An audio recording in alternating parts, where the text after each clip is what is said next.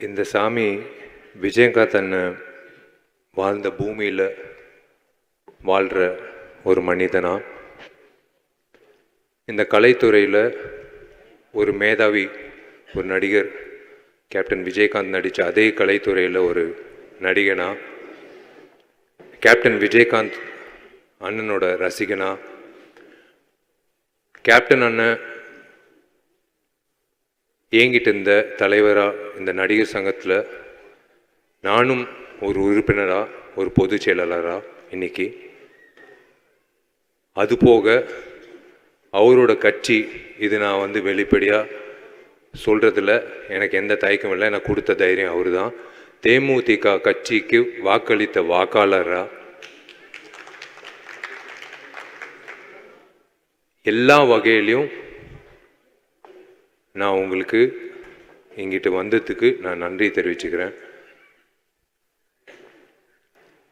அதான் நிறைய பேர் சொன்னது மாதிரி, இறந்ததுக்கு அப்புறம்தான் அவர் சாமின்னுவாங்க. வாழும்போதே சில மனிதர்கள் தான் அந்த பேர் வாங்கக்கூடிய ஒரு விஷயம். வாழ்ந்துட்டு இருக்கும்போதே அவர் சாமி அப்படின்னு பார்த்து வியந்து பார்த்த அத்தனை பேர், வெறும் சினிமா துறை மட்டும் இல்லை, இந்த அவர் அந்த ஏவியில் நீங்கள் பார்க்கும்போது யார் வந்தாலும் பட்னியாக போகக்கூடாது. அவர் அலுவலகத்துக்கு வந்த யாராக இருந்தாலும், அது சினிமா துறை சார்ந்தவங்க. நான் கேள்விப்பட்டது என்னென்னா, அசிஸ்டன்ட் டைரக்டர்ஸ், அப்போது ரொம்ப கஷ்டப்படுற அசிஸ்டன்ட் டைரக்டர்ஸ் அவர் ஆஃபீஸ்க்கு வந்தால் 3 வேளை சாப்பாடு போடுறதுக்கு ஒரு இடம் இருக்குன்ட்டு எல்லா உதவி இயக்குநர்களுக்கும் ஒரு பலம் இருந்தது. ஏன்னா அப்போது வாய்ப்பு தேடிட்டு இருக்கும்போது அவங்களுக்கு சாப்பாடு, உணவு தேவையில்லை. அது அவர் மனசில் இருந்து எல்லாருக்கும் சாப்பாடு சரிசமமாக இருக்கணும். படப்பிடிப்பில் சாப்பாடுன்ற விஷயத்தில் எந்த பாரபட்சம் பார்க்கக்கூடாதுன்ற வகையில் எங்களை மாதிரி இளைஞர்களை ஊக்கப்படுத்தின ஒரு சாமி விஜயகாந்த் அண்ணன். அவர் பாதையில் அப்படி பண்ணணுன்ற விஷயத்தில் நாங்களும் அந்த அந்த முயற்சியில் ஈடுபட்டோம். விஜயகாந்த் அண்ணன் மறைவு அப்போ இருந்திருக்கணும், கூட இருந்து நாங்கள் அந்த மரியாதை செலுத்திருக்கணும். அந்த நேரத்தில் நானும் ஊரில் இல்லை, கார்த்தியும் ஊரில் இல்லை. முதல்ல அந்த குடும்பத்துக்கு நான் மன்னிப்பு கேட்டுக்கிறேன். நான் சண்முக பாண்டியன்கிட்ட நான் ஒரே ஒரு விஷயம் நான் சொல்லிக்க விருப்பப்படுறேன். கேப்டன் நான் உங்களுக்கே தெரியும், நிறைய நடிகர்களுக்கு மேலே வர்றதுக்கு ஒரு தூணாக இருந்திருக்காரு. எது பற்றியும் யோசிக்கல, காசு வாங்கலை, காசு கொடுத்தாலும் வாங்கியிருக்க மாட்டார். ஆனால் அன்னைக்கு பண்ணணும்னு அவசியம் கிடையாது. ஆனால் அந்த நடிகர்களுக்கு ஒரு பிளாட்ஃபார்மாக இருந்து, பரவாயில்ல அந்த பசங்க வளரட்டும் அப்படின்னு சொல்லி அவர் ஒரு வாய்ப்பு கொடுத்தாரு. நான் உங்கள் வீட்டு பிள்ளையா நான் சொல்கிறேன், உன்னோட படத்தில் எப்பயாவது நானும் நீயும் சேர்ந்து நடிக்கணும்னு உனக்கு ஆசை இருந்தால் நான் வரேன்.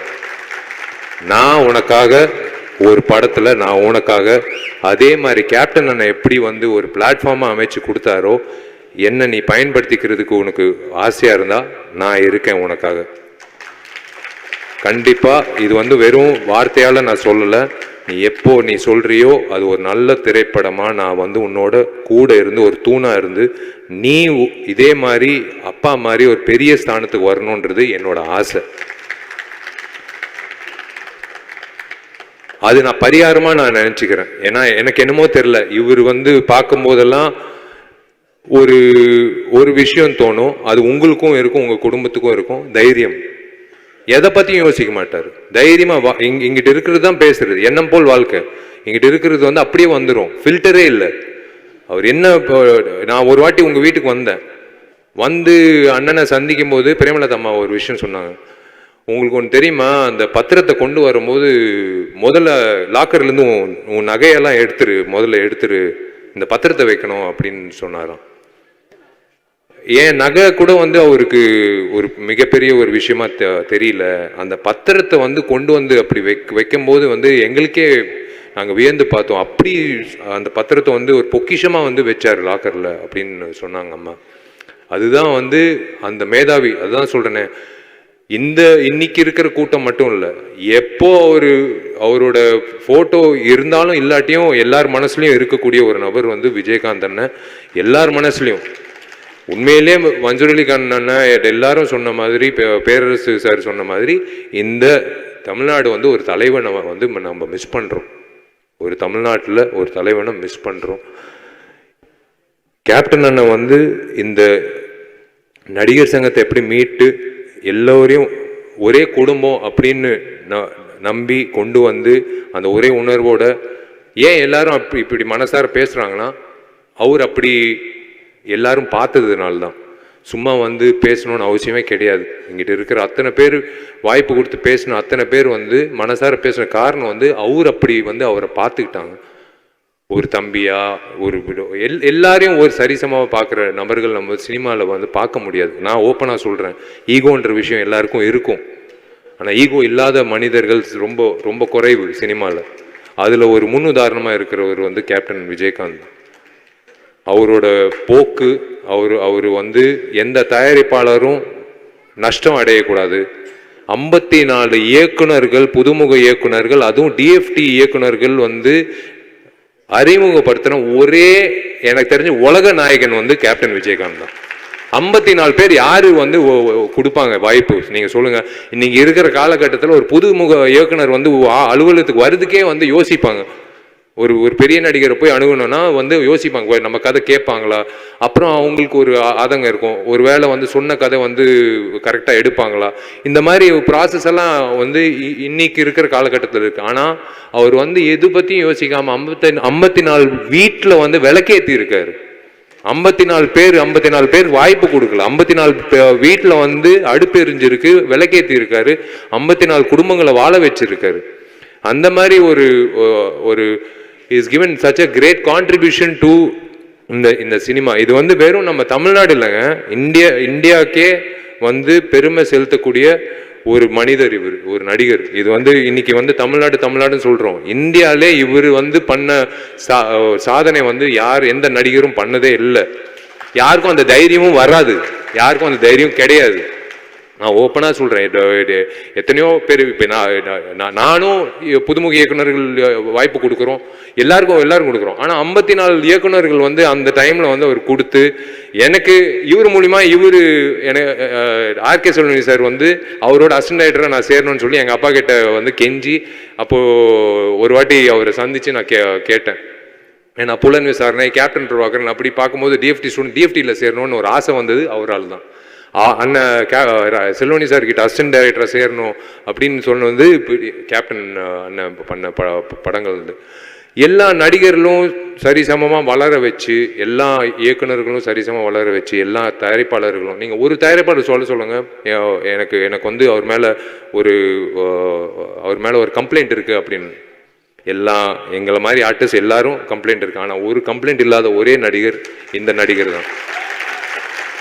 எந்த கம்ப்ளைண்ட்டும் கிடையாது, எந்த சங்கத்திலையும் எந்த கம்ப்ளைண்ட்டும் கிடையாது. இந்த மனிதர் வந்து உண்மையிலேயே வந்து இதோ சிரிக்கிறாரு, உண்மையிலேயே எங்கிட்டயோ சிரிக்கிறார். நம்மளை பார்த்து உங்களை வாழ்த்துறாரு, உங்களை வாழ்நாள் பூரா வாழ்த்துறாரு. நான் பிரேமலதா அம்மாவுக்கு நான் கடமைப்பட்டிருக்கேன், சுதீஷ் சாருக்கு நான் கடமைப்பட்டிருக்கேன்.